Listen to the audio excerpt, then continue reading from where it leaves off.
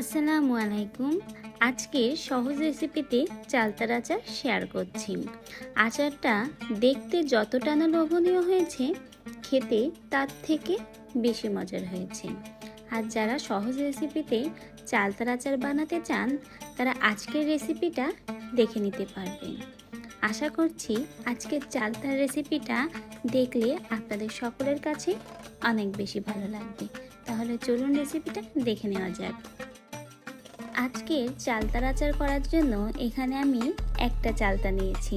আপনারা চাইলে আচারটা করার জন্য চালতার পরিমাণটা বাড়িয়ে 2-3টাও নিতে পারেন। এখন চালতাটা কেটে নিতে হবে। তো প্রথমে আমি চালতাটা কেটে 2 ফালি করে নিয়েছি। আর চালতার ভেতরে দেখুন এরকম বিচির অংশ থাকে। তো ধারালো ছুরি দিয়ে বা বটির সাহায্যে কিন্তু আপনারা এই বিচির অংশটা ফেলে দিতে হবে।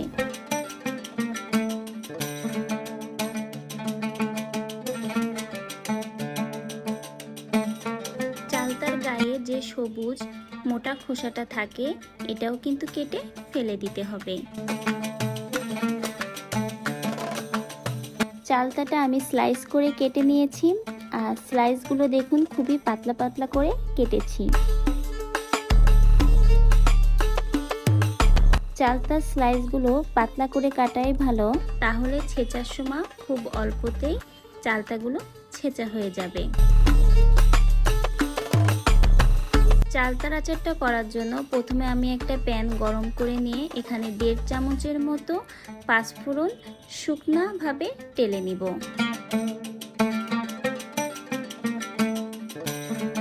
আজকে আমি একটা চালতার আচার করে দেখাচ্ছি, এজন্য এখানে মশলার মাপটা কিন্তু আমি একটা চালতার আচারের মতোই দিব। আপনারা যখন চালতাটা বাড়িয়ে দিবেন তখন মশলার পরিমাণটাও কিন্তু অবশ্যই বাড়িয়ে নেবেন। পাঁচফোড়নটা সুন্দর একটা কালার আসা পর্যন্ত আমি টেলে নিয়েছি। এখন পাঁচফোড়নটা নামিয়ে আমি গুঁড়ো করে নিব। পাঁচফোড়নটা নামিয়ে একই প্যানে পানি গরম করে নিয়েছি চালতাটা সেদ্ধ দেওয়ার জন্য। চালতার স্লাইসগুলো দিয়ে দিলাম। চালতার স্লাইসগুলো সেদ্ধ দেওয়ার সময় কিন্তু এখানে পরিমাণ মতো লবণ দিতে হবে এবং সামান্য একটু কালারের জন্য হলুদ দিয়ে সেদ্ধ দিতে হবে। তাহলে কিন্তু চালতাটা সেদ্ধ দিলে খুব সুন্দর একটা কালার আসবে। চালতাটা আমার সেদ্ধ হয়ে গেছে। আর দেখুন সেদ্ধ দেওয়ার পরে কালারটাও কতটা সুন্দর এসেছে। তো চালতাটা এখন আমি নামিয়ে নিব এবং পানিটা ফেলে চালতাটা ঠান্ডা করে নিব। আচার বানানোর জন্য আবারও একটা প্যান আমি গরম করে নিয়েছি। আর আচারটা করব সরিষার তেল দিয়ে, সেজন্য প্যানে পরিমাণ মতো সরিষার তেল দিয়ে ভালো করে গরম করে নিব।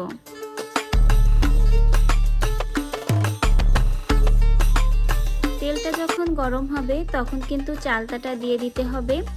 আর অফ ক্যামেরায় কিন্তু আমি চালতাটা দেখুন এভাবে থেতলে নিয়েছি। আপনারা চাইলে শিল নোড়া দিয়ে বা ভারী কোনো জিনিস দিয়ে এই চালতাটা কিন্তু সহজেই থেতলে নিতে পারেন। চালতাটা এখন তেলের সাথে ভালো করে মিশিয়ে নিব। চালতাটা মেশানো হয়ে গেলে তেলের সাথে এরপর দিব স্বাদমতো চিনি।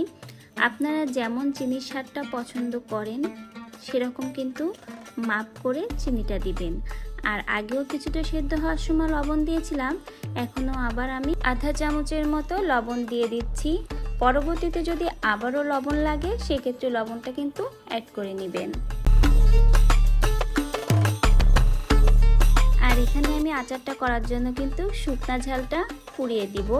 আপনারা চাইলে কিন্তু শুকনা লাল মরিচের গুঁড়াটাও দিতে পারেন, এমনকি শুকনা ঝালটা কিন্তু তেলে ভেজে গুঁড়ি করেও দিতে পারেন। আমি এখানে শুকনা ঝালটা পুড়িয়ে গুঁড়ি করে দিব, কারণ আমার কাছে মনে হয় পুড়িয়ে দিলে শুকনা ঝালের ঘ্রাণটা খুব ভালো আসে। সব কিছু কিন্তু চালতার সাথে খুব ভালো করে মিশিয়ে নিয়েছি। এখন এর ভিতরে গুঁড়ি করে রাখা শুকনা ঝালের গুঁড়াটা দিয়ে দিব। শুকনা ঝালের গুঁড়া দিয়ে ভালো করে চালতার সাথে নাড়িয়ে চাড়িয়ে মিশিয়ে নিব। চালতার আচার বানানোর সময় বারে বারে কিন্তু আচারটা নাড়িয়ে চাড়িয়ে নিতে হবে। যদি নিচের দিকটা পুড়ে যায় তাহলে কিন্তু আচারের কালারটাও নষ্ট হয়ে যাবে আর স্বাদটাও কিন্তু ভালো আসবে না। সেক্ষেত্রে বারবার নাড়িয়ে চাড়িয়ে নিলে পুড়ে যাওয়ার আর সম্ভাবনা থাকবে না। এখন যে পাঁচফোড়নটা আমি টেলে নিয়েছিলাম সেটাই গুঁড়ি করে দিয়ে দিব। পাঁচফোড়ন দেওয়ার পরেই কিন্তু আচারের আসল স্বাদটা আসবে। যেমন খুব সুন্দর একটা ফ্লেভার আসবে, তেমন কিন্তু আচারের স্বাদটাও কয়েক গুণ বেড়ে যাবে।